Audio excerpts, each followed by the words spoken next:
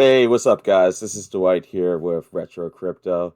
Got a cool video today. Took off yesterday, got a little tired, but I'm excited to be back. Market's always moving. I got some things I want to talk about, some changes to how I'm holding my portfolio, a little bit of financial advice, and etc., etc., etc. But before we get started, I want to remind you guys that I am not a financial advisor. I'm just an ordinary guy out there on the internet with a passion for cryptocurrency. It's essential that you do your own research before making any and all financial decisions. All right. First things first. I'm up to 1,020 subscribers. I want to thank each one of you who have taken the time to subscribe. If you have not had a chance to subscribe yet, please hit that subscription button. It helps me out so much. Also, hit the like button and feel free to leave any and every comment you can imagine, long as it's positive. YouTube loves the interaction. It'll send my channel more traffic, and it'll present my channel in front of more people. You know what I mean? All right. So with all that said, I had to get that out of the way. All YouTubers got to say the same thing. Um, First things first. Before we even go into the crypto side of things, this is on fiat currency because we are still dependent upon fiat currency in a lot of ways, and we all realize that, I'm sure. But one thing that was in my mind was watching the Russian citizens, just ordinary people, lined up in long lines trying to get their cash out of the bank about 2 weeks ago. And I was just thinking, like a couple days ago, like, how much money do I have in a bank? How much money do you have in a bank? Now, how much is in your wallet? Old school paper that you have access to immediately. And I was like, I got to rethink how I do this. So, my advice to people is Russia is going to hit back at Western nations. I'm betting more like cyber attack or something like that. Something more of a pestilence than actual all out war. Um, so, you may want to consider keeping cash on hand, maybe 2 weeks salary, 1 week salary, couple hundred, whatever you can afford. Depends. Everybody's in a different situation, but you definitely need to have cash on hand because the electronic world still it can be taken down quite easily. Hopefully, what I'm saying is making sense because it makes too much sense to me. So I hope I'm on to something. If I'm not, I'm not. But just something to think about. All right, and visions of the old Great Depression came to mind too. Like the money's in the bank. I have a ton of money in the bank, and I can't get a dollar. That is so scary. So something to think about. All right. All right. That's later. Okay. Take a peek here at the market, the overall market. It's settling down. Bitcoin is oddly staying around 39,000. Ethereum staying around. It's at 2,589, which is around 2,600 really. Binance, BNB, Binance tokens 376. XRP was making moves lately. I did notice, but it's still not really doing anything. It's at 79 cents. Terra Luna, I do want to talk about that later. I will talk about that later. Cardano is at 80 cents basically. Solana is $82. HEX is at 12.7 cents. Of course, we're going to be talking about HEX. Polkadot's at 18.27 cents. So, nothing too exciting. The market's really settled down. And for this being a weekend, it's pretty good because it seems that the crypto market does the most substantial pullbacks during Saturday and Sunday a lot of times. But, so yeah. So let's get into some technical analysis and some how I plan to approach the crypto market. All right, here we go. Let me get a quick drink here. All right, let's take a look at the the crypto total market cap, which this is encapsulates the entire crypto market. All right, you'll see here that it is at $1.712 trillion. What's amazing about that is for years, like, because I got into crypto market like December 19th. I'm pretty sure it was December 19th, 2017. Those were my first purchases, and just to it was nowhere near 1.712 trillion, and that's all people used to talk about. You know what I mean? Just to hit a trillion, and just to see it where it's gotten, and to think about where it's still going to go to. This is absolutely amazing to me. Sorry for babbling on. Let's see here. All right, so right now the overall crypto market cap it has a really good strong support line. It's been holding for a while. at 1.634 trillion. It does have a very solid resistance up here at about $1.817 trillion. The RSI for them is very neutral, so it's just bouncing right around the middle. Now you look at the blah blah blah tongue tied there for a second. You look at the moving averages here. You have the purple, which is 20, the green is 50, the orange is 100, and the red is 200-day moving average. You'll see that the on a 4-hour frame, let's start with 1-day frame for this market because it's a much bigger market because this is everything. All right, here we go. So you'll see that on the 1-day time frame, the moving average, the 20-day is just crossed under the 50-day. Then you got the 50-day right there. Then you got the 100, then the 200. It does not look good at all. Right here is where the depth cross took place. So that around January 14th, according to the 1-day chart.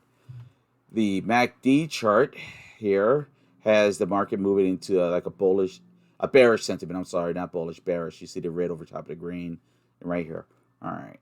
Now, if we jump this backwards to 4-hour chart, and we'll fix this here, shrink this up, bring it up, back it up. Now, here we go. Open it up.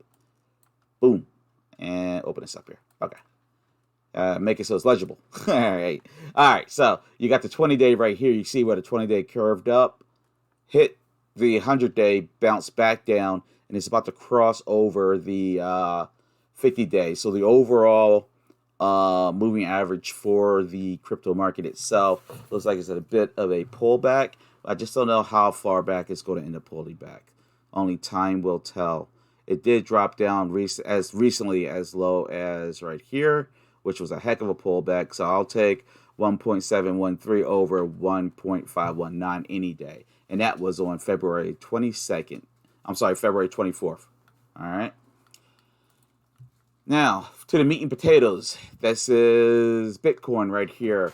Now, if you look at the Bitcoin chart, just like the overall crypto market chart, Bitcoin's floating around this line right in the middle here. It's not overbought and it's not oversold according to the RSI. Volume is nothing special. Right here you have, let's see what's going on. All right, you have the primary support line right here, and that is at 38,513. And then you have a secondary support line for Bitcoin at 37,075. And then you have another support down here, third support, roughly around 34,700, give or take. No, wait, that's not right. 34,486. Bitcoin is acting really weird, guys, in my opinion. I think that's why nobody still knows what's going on or what's going to happen. It almost, I don't want to say a natural movement because maybe this is the bottom. Maybe it is. I mean, because nobody really knows anymore because it's just not responding like it used to. The whole market isn't, which is a good thing in some ways because it's starting to decouple. But it's just staying very strong in this little slot between 37,000 and I don't want to go all the way up. So we'll say about 39,000, 40,000. It's staying in there like in a way, and it's just like it's riding. Let me get this right. Oh, that looks weird. I never did that before. That looks very weird. Anyway, it's just bouncing around in there, and I don't know what to really make of it. And I've been watching other YouTubers talk about it. Nobody really knows. But this is technical analysis. Is all a game in a lot of ways. Try to predict what's going to happen in the future by looking at what's happened in the past. So I don't know. Let's see what happens here. But I will say Bitcoin looks pretty strong right here too, which is really good. You don't have to worry about it like dropping all the way down to $10,000 overnight, or the old school worries. You know what I mean? And this is also with a war going on. I think if Ukraine wasn't going on right now, this would be doing much, much better. You'll see the RSI here is the exact same. It's just floating around the middle. A little bit on the oversold side of things, but really not enough worth mentioning. This is the my market cipher knockoff chart. I got it for free on TradingView. It's not the real deal, but it's close enough. All right, let's see here. According to Market Cipher, this is on a 2-hour chart. We're going to move this to a 4-hour chart to make it more accurate for us, because I don't trade, I invest. It's a little bit different. The shorter time frame is really for the traders. You'll see that there was a change. The previous trend on March 8th hasn't been any since then. We got a long signal here, and then bullish continuations, then a bearish continuation, and then a short signal here, and nothing but bearish continuations and bearish signals. So looking at that, it doesn't look really very that good. I do like the fact that the fear and greed is crossing over into the greedy side of things. But if I had to guess, I would say, looking at this chart, there's no reason why I wouldn't say Bitcoin was going to continue to go down. The only thing in its favor is the volume right here, and the fear and greed is on the greedy side of things. But like I said, this is just trying to predict the future, so let's jump down to 2 hours. All right, we look at the 2-hour chart, and there it is. The 2-hour chart actually has Bitcoin starting to pull back into the fear side of things. There is, okay, right here. Boom, that red triangle. We are definitely going down. But that's only in the 2-hour chart, and it gets really hard to read with the 2-hour chart. So we'll keep an eye on it. All right, Bollinger Band. The Bollinger Band with Bitcoin. Bitcoin's neutral. I might even stop using the Bollinger Band. It's so damn straightforward. You know what I mean? All right, we got this already. Let's close this out. All right, I've been trying to figure out how to use the Ichimoku. And the Ichimoku, the best way I look at it, because remember, this leads out ahead of the market. So this is 4 days in advance. And so it has us in the red moving forward for 4 days. So, but when I stretch it out, like, it doesn't feel that accurate in the short term. But when you stretch it out and look at it in the long term, it looks more and more accurate. So I guess the best way to use it. Now, this is stretching all the way back to January 1st. You'll see that it was in the green. Then it did a big drop. It was all red. Gave a little bit of green. A massive drop on the green and the red. I don't know. Then it went up with the green. I don't know. What do you guys think about the Ichimoku? Have you tried using it? What is your opinion? It kind of reminds me of the Super Guppy a little bit, except for this is at least ahead of the market instead of trending with or slightly behind. So what do you guys think? Very, very curious. All right. All right, let's talk about HEX. That's why we're here. That's why I'm here. All right, HEX. HEX, boy, oh boy. Where are we at? 12 cents. 0.1265. 12.5 cents, basically. Sorry. The RSI is floating in the middle right now. Volume is okay. Nothing to brag about. I will say that has a very strong support line right now at 10 cents. That is exciting. I do not want to see it go below 10 cents, but you know how that goes. We're definitely still in a very significant downtrend. The highest point was back here on September 19th. If you look here, I drew this little wedge here the other day, and I'm waiting for it to pop out of it because it hasn't done anything yet. It's just it went up to the top ridges. It's bouncing around, but it's either got to go up or break down. And it's a really good way of tracking the market just to see which way the market's going to go. And it almost always works. It's amazing. It's weird is what it is, because you'll watch it bounce around and all of a sudden, boop, right out before it gets to the end. Yeah, and trading is not oversold, not overbought. Moving averages for HEX right now. Moving averages is, you got the 20-day underneath of the 50. 50-day is about to cross over the 100-day. That's a good thing, but I really want to see this 20-day move around. 200's way up here. So we're definitely still in that death cross territory as far as I'm concerned. It will take quite a bit for HEX to go back bullish. It'll be roughly around 22, 24 cents. A Fib replacement chart will show that quickly. I don't want to do it today. MACD with HEX is showing that it is entering a bearish trend. So, yeah, it's consistent. We're probably going to go down a little bit, but no worries, no worries. Let's take a look at HEX with the market cipher chart. Change for previous trend. A lot of got a long signal, uh, bullish continuation, bearish continuations. Got a short signal there. We're definitely in the fear portion of the fear and greed indicator for HEX. So yeah, I foresee HEX doing a little bit of a pullback from the 12-cent mark. Nothing. I'm hoping he doesn't break the 10-cent mark. It wouldn't shock me to see it do a little bit of a pullback. Let's look at it on a 2-hour chart, and we'll see what that tells us. The 2-hour chart actually looks positive. It's the exact opposite, so maybe I'm wrong. On a 2-hour chart, it has us on the greedy side of things with two bullish continuations there. So that's a good sign. Maybe it won't do a pullback. All right, let's look at the hour chart. What the heck? Might as well, right? Or on the hour chart, it has a change from the previous trend. And it is showing it going with the fear and greed index is going to the fear side of things.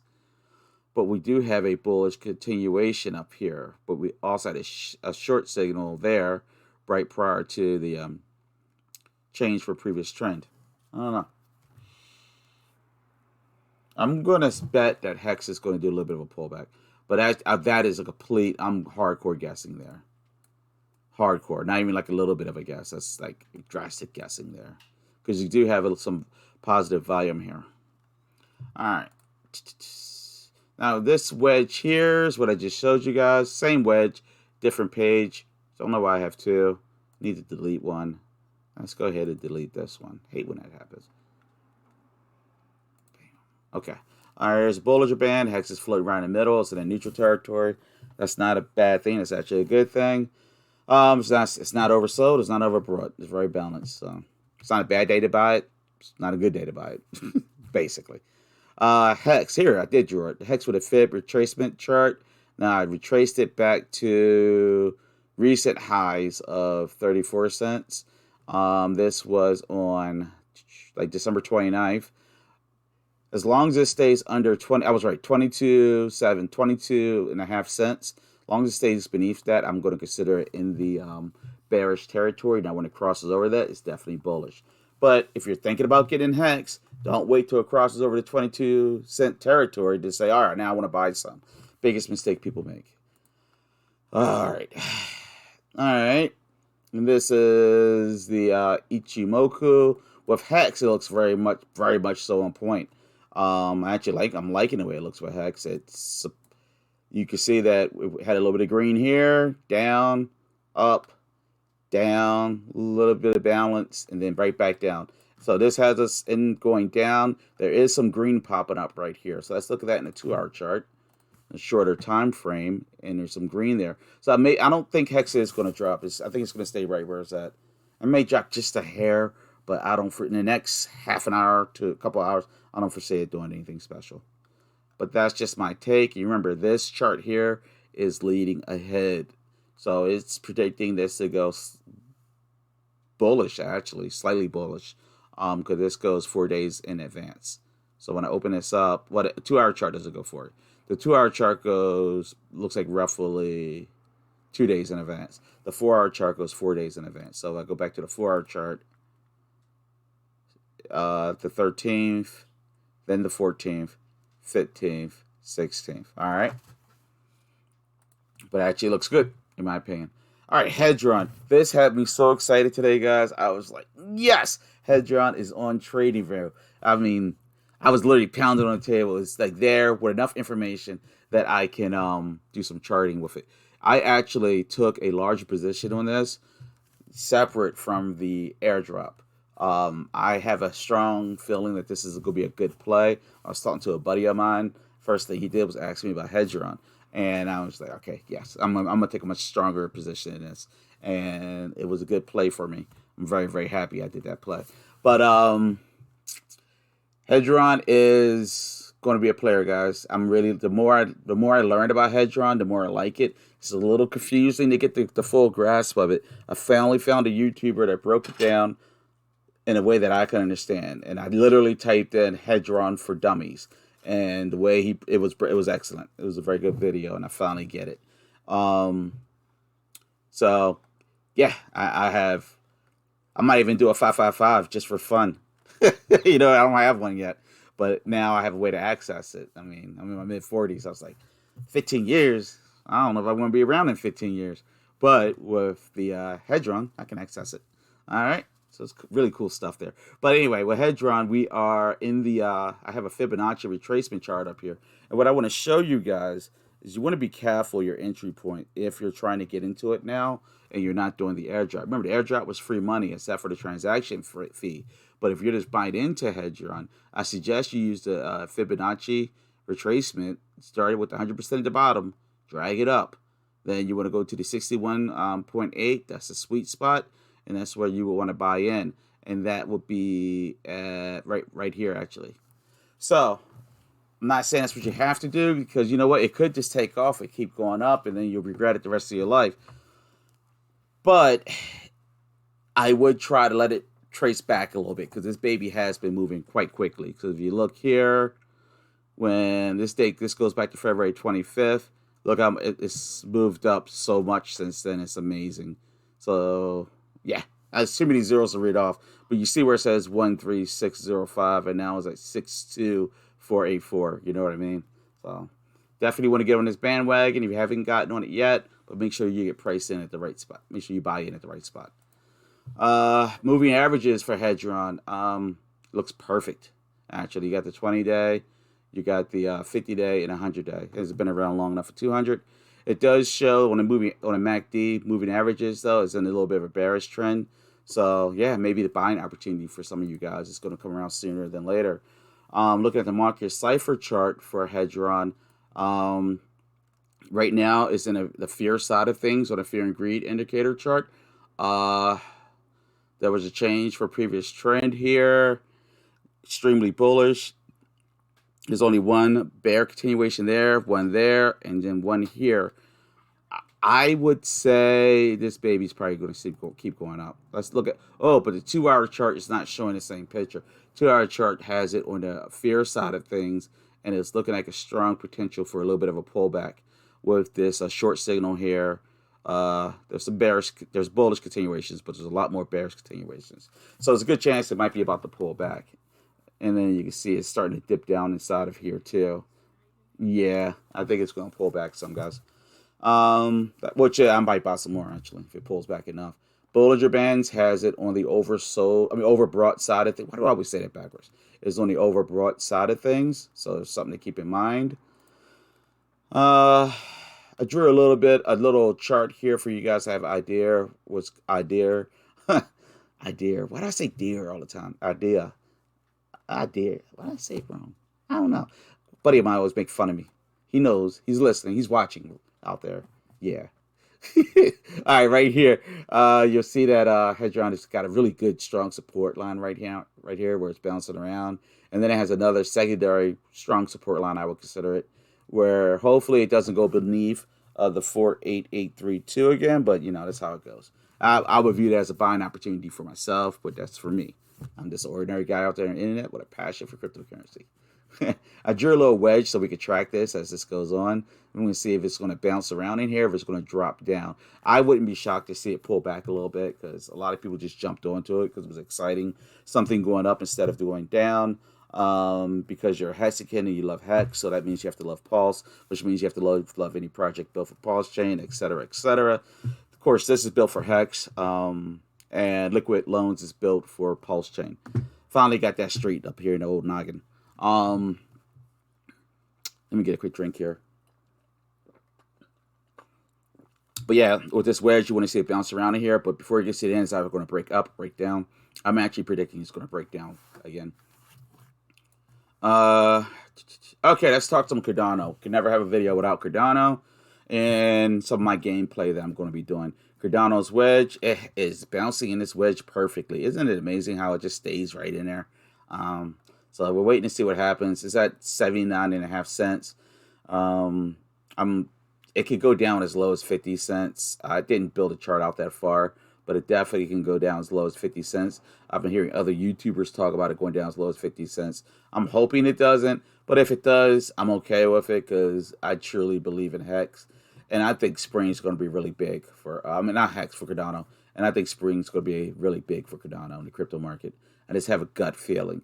But a lot of the gut feeling is based on what happens with the Ukraine and Russia and NATO and the United States, and the list goes on. And then China, then North Korea. Never ends. Geopolitical incidents, events, constantly keep changing the market around. It's getting annoying, actually. Well, that's the way the world works. Cardano is in the greed side of things, according to the cipher chart. I'm sorry, the fear and greed indicator. On my knockoff cipher chart, it's giving me the impression that it's about to pull back. This was a change from previous trend, and then we're dropping again. So I'm per change for previous trend drop, change from previous trend drop. I'm predicting that it's going to drop, guys. And what I was looking at was these little blue triangles. So I'm predicting another drop coming our way, guys. And there was a short signal right there to short the market, that little red X. Hopefully that's not the case. We'll look at the 2-hour chart just to see what that's doing, and it looks worse. So yeah, it's going to be doing a pullback. So might as well embrace it. Actually, it's doing as I'm looking. Is it going to drop down to 78 cents right now? That would make me so mad. But so is life. All right, I'm not selling. I'm going to keep buying. All right, the Bollinger Bands has it on the undersold part of it, so that's a good thing for Cardano.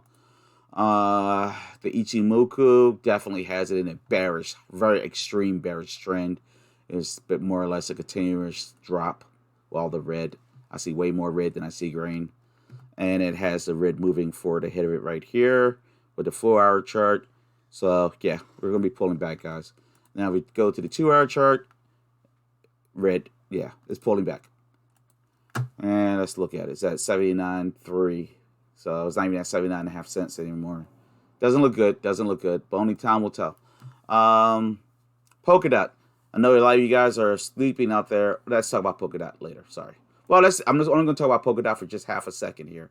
Keep Polkadot in your radar. Keep dollar cost averaging. I was looking at the Polkadot chart, and I'm telling you guys, this baby is very, for the last, let's see, let's get a date. I need a good date for y'all. We're going to go with January 22nd to now. It's been much more stable than the rest of the market. So it's bounced between 22 cents and it's gone as low as 14 cents. But for the most part, it's been pretty stable. And I stretched it out for like the last 2 weeks, and it's just almost like flat. 13 cents up to 18. Well, you know, it's kind of funny. Now that I say that, I feel stupid. Because I'm saying it looks flat. And it's because the crypto market fluctuates so much. But in reality, it's really not that flat. But please do not sleep on Polkadot. Polkadot is going to explode. They have a place in the market. They're bringing solutions to the market. Gavin Wood, if you like Charles Hoskinson, Gavin Wood and Charles Hoskinson were both founders of Ethereum, co-founders of Ethereum, and they both broke away from Ethereum to fix things that were wrong with Ethereum that we currently live with to this day. You know what I mean? So don't sleep on Polkadot. I didn't want to spend too much time on it. I just wanted to throw it at you. Muesli Swap, of course, I love Muesli Swap. I watch this every day. Don't sleep on drip drops. Drip drops. 5 ADA every epoch, and you get a ton of tokens. And I figured out this week, the sooner you do it, the better. I was literally ready. Like, I think it's at 5:45, 5:45. I was literally ready right then and there. Went in to drip drops, and there were so many more options to choose from, and they weren't garbage. They weren't garbage at all. So go ahead and sleep on drip drops. Don't check it out. All right. No, check it out, guys. I'm not going to be doing I was talking about doing liquidity the other day. I'm not going to do the liquidity pool stuff because it's too risky. I'm tired of gambling with my money. I want to kind of pull, recession's coming. If you don't think a recession's coming, you're about to get a hell of a shock. Just because, like, the news was always talking, like, oh, the new market, the new employment market, and this and this and that. Like, no. As soon as that recession starts, it's going right back to normal, guys. It's coming. The recession is right around the corner. If you can't tell, things are expensive, very much so expensive. Money is not going as far. So I am going to be selling my Sunday swap rewards, which I forgot all about. It was awesome that I found it last night. I was like, holy crap, how did I lose this much money? But I forgot I had them. I'm going to be selling them for UST, and I'm going to be staking mine on Anchor Protocol at 19.46% a year. The lowest I've ever heard of them dropping to was, I think, 17.5%. But really, people, if you don't know about Terra Luna, you really need to learn about it. Feel free to send me any questions. It's super easy to set up, and I mean, you're earning 19% interest. I mean, that's great. You know what I mean? Sometimes it goes up all the way to 20.